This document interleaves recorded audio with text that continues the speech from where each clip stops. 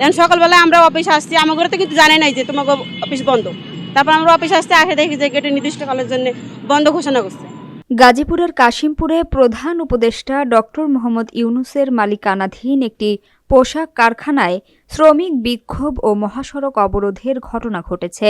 ১২ দফা দাবিতে আন্দোলনরত শ্রমিকদের ওপর লাঠিচার্জ করে রাস্তা পরিষ্কার করেছে পুলিশ।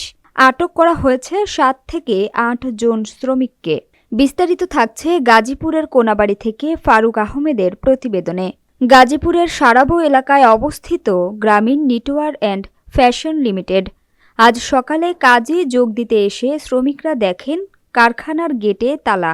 কোনো নোটিশ ছাড়াই ফ্যাক্টরি বন্ধ আর গত মাসের বকেয়া বেতনের দাবিতে বিক্ষুব্ধ হয়ে ওঠেন হাজারো শ্রমিক। এক পর্যায়ে শ্রমিকরা চন্দ্রা সাভার মহাসড়ক অবরোধ করলে বন্ধ হয়ে যায় যান চলাচল। খবর পেয়ে শিল্প পুলিশ ও কাশিমপুর থানা পুলিশ লাঠিচার্জ করে আন্দোলনকারীদের ছত্রভঙ্গ করে দেয়। সুন্দর সুষ্ঠুভাবে আমরা কাজ করব। এখন বেতন না দেওয়ার কারণে মনে করেন আমরা কাজ অফ দিছি, কাজটা বন্ধ রাখছি। তো কাজটা বন্ধ রাখার কারণে স্যাররা জিজ্ঞেস করছে তোমরা কাজ বন্ধ করছো কেন। তা আমরা বলছি যে স্যার আমাদের তো অসুবিধা, মাস তো শেষ, আমাদের তো টাকার দরকার।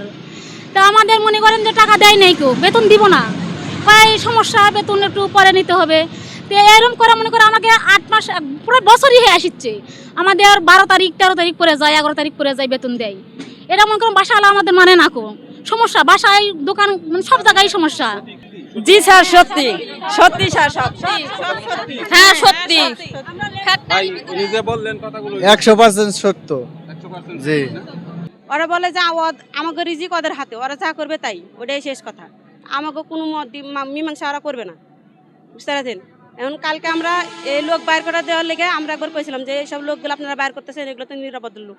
শ্রমিকদের অভিযোগ, বেতন ভাতা সঠিক সময়ে না দেয়া এবং অসাধু কর্মকর্তাদের অপসারণ সহ ১২ দফা দাবি নিয়ে গতকাল কর্তৃপক্ষের সাথে বাকবিতণ্ডা হয়। এর জেরে রাতে পুলিশি অভিযান চালিয়ে ৭ থেকে ৮ জন শ্রমিককে গ্রেফতার করা হয়েছে। শ্রমিকরা আরও জানান, প্রধান উপদেষ্টার প্রতিষ্ঠানের দাপট দেখিয়ে কর্মকর্তাদের দুর্ব্যবহার এখন নিত্য নৈমিত্তিক ব্যাপার। আপাতত পরিস্থিতি পুলিশের নিয়ন্ত্রণে থাকলেও শ্রমিকরা জানিয়েছেন আগামীকাল আবারও তারা রাজপথে নামবেন।